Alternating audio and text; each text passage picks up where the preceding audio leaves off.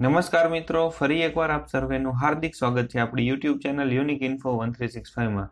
અહીંયા આપણે practice set number 44 જોવાનો છે। આગળ આપણે 1 થી લઈને 43 સુધીના પ્રેક્ટિસ સેટ જોઈ ગયા। એમાં આપણે એવા જ દાખલાની ચર્ચા કરેલી છે જે કોમ્પિટિટિવ એક્ઝામમાં પૂછાઈ ગયા હોય અથવા જે ટોપિક પૂછાઈ ગયો હોય એ જ ટોપિકને લગતા દાખલાની ચર્ચા કરેલી છે અને અહીંયા પણ આપણે એવા જ દાખલાની ચર્ચા કરવાની છે। જો તમે આગળના ભાગ ના જોયા હોય તો જ્યારે પણ તમે ફ્રી થાવ ત્યારે YouTube પર જે યુનિક ઇન્ફો 1365 લખશો એટલે તમે આગળના ભાગ બધા જ સહેલાઈથી જોઈ શકશો। જો તમે અમારા WhatsApp ગ્રુપમાં જોઈન થવા માંગતા હોય તો તમે આ નંબર પર જોઈન લખીને મેસેજ કરી શકો છો અથવા તો નીચે ડિસ્ક્રિપ્શનમાં WhatsApp ગ્રુપ અને ટેલિગ્રામ ચેનલ બંનેની લિંક આપેલી છે, ત્યાંથી પણ તમે જોઈન થઈ શકો છો। વારાફરતી આપણે એક એક દાખલા જોતા જઈએ। વિડીયો ચાલુ કરીએ પહેલા મારી તમને રિક્વેસ્ટ છે કે જો હજી સુધી તમે ચેનલને સબસ્ક્રાઇબ ના કરેલી હોય તો પ્લીઝ અહીંયા ક્લિક કરી ચેનલને સબસ્ક્રાઇબ કરી લેજો। પછી બાજુમાં એક બેલ આઇકન દેખાશે એને ખાસ દબાવી દેજો, જેથી કરી હું જ્યારે પણ નવો વિડીયો અપલોડ કરું તરત જ તમને એનો મેસેજ મળી જાય। અને પ્લીઝ વિડીયો જો ગમે તો એને શેર કરવાનું ના ભૂલતા અને વિડીયોને લાઇક કરવાનું તો ભૂલાય જ નહીં। એક પછી એક દાખલા આપણે જોતા જઈએ। પહેલો દાખલો, એક વેપારી 450 રૂપિયાનો સામાન ખરીદે છે, તે 1/3 ભાગ 10% નુકસાને વેચે છે। જો તેને આ સંપૂર્ણ વ્યવહારમાં 20%નો નફો થતો હોય તો બાકીનો સામાન કેટલા ટકાએ વેચશે। હવે આ દાખલો છે બે રીતે ગણી શકાય, બંને રીતે અહીંયા હું તમને સમજાવવાનો છું। સૌથી પહેલા તો સામાન કેટલા રૂપિયાનો છે? 450 રૂપિયાનો। એમાંથી 1/3 ભાગ એટલે કે 450 ના 1/3, 450 નો ત્રીજો ભાગ એટલે કેટલા થાય? 150 રૂપિયા। તો બાકીનો ભાગ છે એ કેટલો હોય? 2/3 એટલે કે 300 રૂપિયા। 300 વત્તા 150 કરો એટલે તમને 450 મળે। હવે 1/3 ભાગ છે એ 10% નુકસાને વેચી દે છે। જો આ 150 જે છે ને 10% નુકસાન એટલે 150 ના 10% એટલે કેટલા થાય? 15 રૂપિયા। એટલે કે એ કેટલામાં વેચી દે છે? 135 રૂપિયામાં વેચી દે છે। હવે એવું કહે છે કે આ સંપૂર્ણ વ્યવહારમાં તેને 20%નો નફો થાય છે, એટલે કે 450 ઉપર એને 20%નો નફો થાય, મતલબ કેટલા રૂપિયાનો નફો થાય? 90 રૂપિયાનો નફો થાય। તો બાકીનો ભાગ એને કેટલાએ વેચેલો હોય? તો આ ભાગ છે એને કેટલાએ વેચેલો હોય એ આપણે શોધવાનું છે। હવે જો 90% નફો તો એને અહીંયા જોઈએ જ છે, અહીંયા 15 રૂપિયા નુકસાન થયું એ પણ એને આમાં કવર કરવું પડશે, એટલે કે 90 વત્તા 15 એટલે ટોટલ કેટલો? 105 રૂપિયા નફો એને 300 રૂપિયાની વસ્તુ ઉપર મેળવવો પડે। તો આપણે શું કરેલું છે કે 105 છે 300 એ કેટલા ટકા? 105/300 ગુણ્યા 100। અહીંયા આ મીંડું ઉડે આ મીંડું ઉડે એટલે 105/3, તો એને તમે ઉકેલશો એટલે કેટલો આવે? 35% નફો આવે, મતલબ કે આ જે બીજો ભાગ છે એને 35% એ વેચવો પડે। આ જ દાખલો છે એને બીજી રીતે ઉકેલો છે, ખૂબ જ શોર્ટ ટ્રીક છે। જુઓ શું કહેવા માંગે છે, 10% નુકસાને વેચે છે તો અહીંયા -10% લખી દીધા। બીજો ભાગ કેટલાએ વેચે છે એ શોધવાનું છે એટલે x લખી દીધો। અહીંયા બંનેનો જે સમગ્ર વ્યવહાર છે મતલબ કે મિશ્રણ એ બંનેનું થાય છે ત્યારે એને કેટલો નફો મળે છે? તો કે 20%નો નફો મળે। અહીંયા નુકસાન હોત તો આપણે માઇનસની સાઇન કરે। હવે શું કરવાનું? આ 20 ઓછા -10 એટલે શું થાય? 20 વત્તા 10 એટલે કેટલું થાય? 30। એકવાર આમાંથી આને બાદ કરવાનું અને એકવાર આમાંથી આને બાદ કરવાનું એટલે અહીંયા આવશે x ઓછા 20। હવે -10 છે એ કેટલામો ભાગ હતો? તો કે 1/3। આ x છે એ કેટલામો છે? તો કે 2/3। આને આપણે આવી રીતે લખી શકીએ કે જો x/20 એના/30 બરાબર શું થાય? તો કે આના છેદમાં આ કેટલો ભાગ છે? તો કે 1/3 અને એના/2/3 કરીએ 3 3 ઉડે એટલે શું આવે? 1/2 બરાબર। અહીંયા શું આવશે? x/20 એના/30 બરાબર શું હતો ગુણોત્તર? તો કે 1/2 નો ગુણોત્તર હતો। આને આ બાજુ જવા દો આને આ બાજુ એટલે શું થાય? 2x - 40 બરાબર 30। આને આ બાજુ જવા દો એટલે 30 ને 40 70, તો x બરાબર શું આવશે?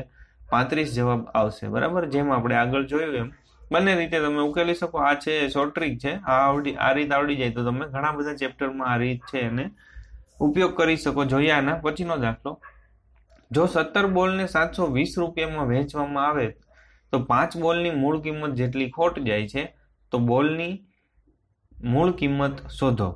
હવે અહીંયા આપણને એવું કીધું છે 17 બોલ વેચવામાં આવે છે 720 રૂપિયામાં, તો 5 બોલની મૂળ કિંમત જેટલી ખોટ જાય। આપણને ખબર છે ખોટ બરાબર શું થાય?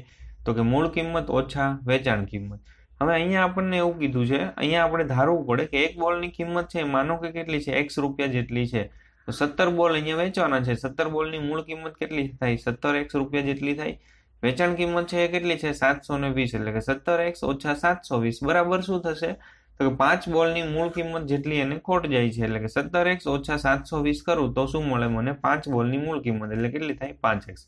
હવે આને આ બાજુ જવા દો, આ 720 ને આ બાજુ જવા દો, આ માઇનસ છે તો પ્લસ થઈ જાય, આ પ્લસ છે તો માઇનસ થઈ જાય. 17 - 5x થાય એટલે શું આવે 12x. x બરાબર શું જવાબ આવે 60. એટલે કે એક બોલની મૂળ કિંમત છે એ કેટલી હોય 60 રૂપિયા જેટલી હોય. જોઈએ આના પછીનો પ્રશ્ન. પાઇપ એ અને સી ને એક ટાંકી ભરતા અનુક્રમે ખાલી કરતા અનુક્રમે 60 અને 48 કલાક લાગે છે. બરાબર, એ અને બી છે ખાલી કરે છે એટલે અહીંયા માઇનસની સાઇન લગાવેલી છે. જ્યારે પાઇપ બી ને ટાંકી ભરતા 24 કલાક લાગે છે. સોરી, અહીંયા એ અને સી છે. ઓકે, અહીંયા આડાવડું થઈ ગયું છે. આને બી લઈ લો અને સી લઈ લો.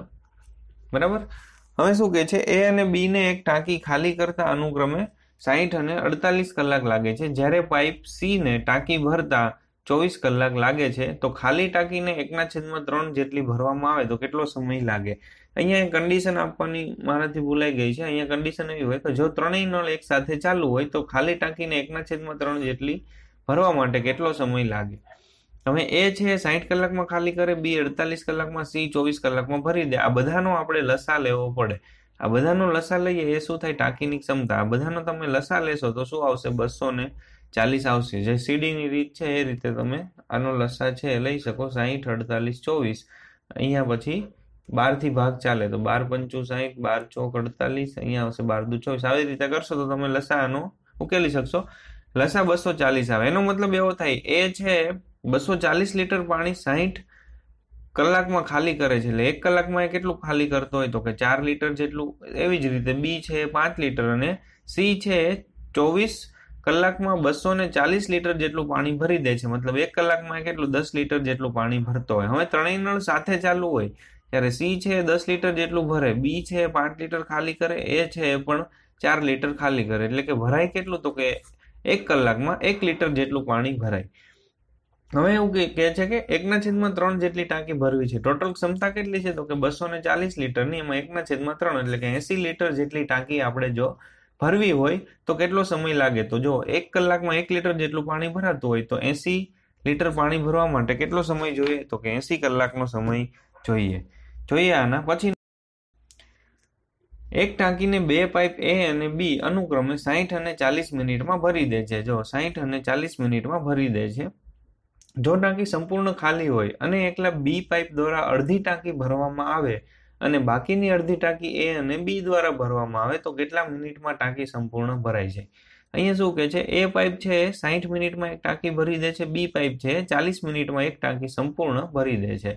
હવે આપણે ટાંકીની ક્ષમતા શોધવા માટે શું કરીએ? બંનેનો લસા લઈએ. 60 અને 40 નો લસા લો એટલે શું આવે? 120. લસા માટેની સૌથી સહેલી રીત તમને કહું તો શું કરવાનું? બંનેમાંથી સૌથી મોટી સંખ્યા કઈ છે? 60 છે.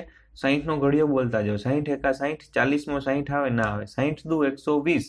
120 40 માં આવે તો કે હા આવે, તો એનો લસા થઈ ગયો. 3 આંકડા આપેલા હોય તો પણ એવી જ રીતે કરવાનું. સૌથી મોટો આંકડો આપેલો હોય એનો ઘડિયો બોલતા જવાનું.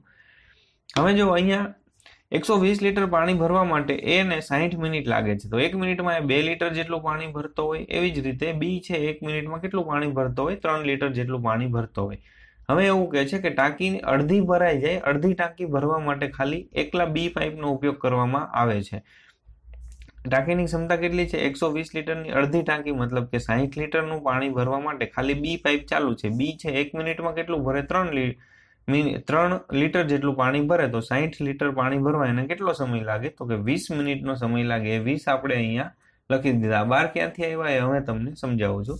બરાબર, પહેલા તો આટલું સમજાઈ ગયું કે પહેલા જે અડધી ટાંકી ભરવાની છે એ કેટલામાં? 20 મિનિટમાં ભરાઈ જાય. અહીંથી ડાયરેક્ટ પણ તમે શોધી શકો. જો એને બી ને આખી ટાંકી ભરવા માટે 40 મિનિટનો સમય લાગે, તો અડધી ટાંકી ભરવા માટે કેટલો સમય લાગે? 20 મિનિટનો સમય લાગે. હવે બાકીની અડધી ટાંકી છે એમાં એ અને બી બંને ચાલુ કરવામાં આવે છે. 60 લીટર પાણી ભરાઈ ગયું તો 120 માંથી વધે કેટલું? હવે 60 જેટલું. એ 60 લીટર પાણી ભરવા માટે બંને નળ ચાલુ કરવામાં આવે છે. એટલે કે એ અને બી, તો એ અને બી કેટલું પાણી ભરે? 2 અને 3, એટલે કે 5 લીટર જેટલું પાણી 1 મિનિટમાં એ લોકો ભરતા હોય. તો હવે 60 જેટલું પાણી ભરવા માટે કેટલો સમય લાગે? તો જો 1 મિનિટમાં 5 લીટર ભરતા હોય તો 60 લીટર ભરવા માટે કેટલો સમય લાગે? 60/5, એટલે કે 12 મિનિટનો સમય લાગે. 20 મિનિટ અહીંયા અને 12 મિનિટ અહીંયા. ટોટલ કેટલો સમય લાગે? 32 મિનિટમાં ટાંકી છે એ સંપૂર્ણ ભરાઈ જાય. જોઈએ આના પછીનો પ્રશ્ન અને આજનો આપણો છેલ્લો પ્રશ્ન. વિડીયો ગમે તો પ્લીઝ એને લાઇક કરી આપના મિત્રો સાથે શેર કરવાનું ના ભૂલતા. આવા જ પ્રશ્નો આપણે રોજ અહીંયા આપણી યુટ્યુબ ચેનલ પર અપલોડ કરીએ છીએ, તો ખાસ આપણી ચેનલને વિઝિટ કરવાનું ના ભૂલાય. જો આજનો છેલ્લો આપણો પ્રશ્ન કે એક માણસ 340 કિલોમીટરનું અંતર 8 કલાકમાં કાપે છે. મુસાફરીનો પહેલો ભાગ તે કાર દ્વારા 50 કિલોમીટર પ્રતિ કલાકની ઝડપે પસાર કરે છે અને બીજો ભાગ ટ્રેન દ્વારા 38 કિલોમીટર પ્રતિ કલાકની ઝડપે પસાર કરે છે. તો તેને ટ્રેન દ્વારા કાપેલ અંતર શોધો. હવે સૌથી પહેલા તો આપણે એની ઝડપ છે એ શોધવી પડે. જો 340 કિલોમીટરનું અંતર એ કેટલામાં કાપે છે? 8 કલાકમાં. 340 ભાગ્યા 8 કરું એટલે એની ઝડપ મને મળે 42.5 જેટલી એની ઝડપ છે. હવે પહેલો ભાગ એટલે કે એને ટોટલ 340 કિલોમીટર કાપવાનું છે, એમાંથી પહેલો ભાગ છે એ 50 કિલોમીટર પ્રતિ કલાકની ઝડપે કાપે છે અને બીજો ભાગ છે, બાકીનો જે વધેલો ભાગ છે 38ની ઝડપે કાપે છે. આગળ જેમ આપણે પહેલો દાખલો ઉકેલેલો હતો એવી જ રીતે મિશ્રણ ચેપ્ટરની રીતનો ઉપયોગ કરીએ તો તમે આને સહેલાઈથી ગણી શકો. સાદી રીતે પણ તમે ઉકેલી શકશો, એ રીતે ટ્રાય કરજો તો પણ જવાબ તમને સેમ જ મળશે. અહીંયા હું તમને શોર્ટ ટ્રીક જણાવું છું કેવી રીતે ઉકેલી શકીએ.